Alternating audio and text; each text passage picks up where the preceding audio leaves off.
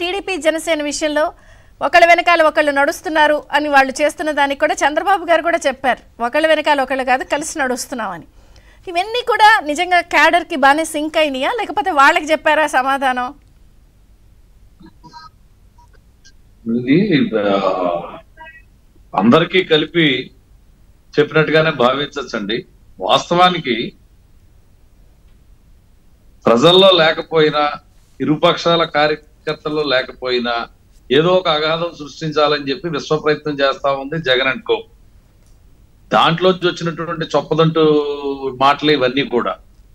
అయితే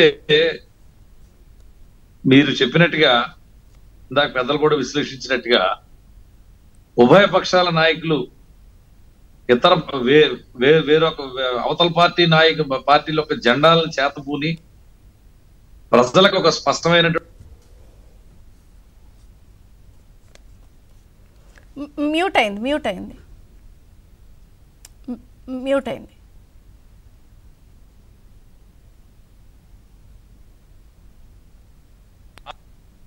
కోరి, ప్రజా సంక్షేమం కోరి, రాష్ట్ర ప్రయోజనాల్ని కాపాడడం గురించే తప్ప మా వ్యక్తిగత స్వార్థానికో, లేదు అధికార దాహానికో, లేదు ఇంకేదో కాంక్షించో మేము పొత్తులు పెట్టుకోలేదు అని చాలా స్పష్టంగా ఇద్దరు కూడా వారి వారి ప్రసంగాల్లో చెప్పడం జరిగింది.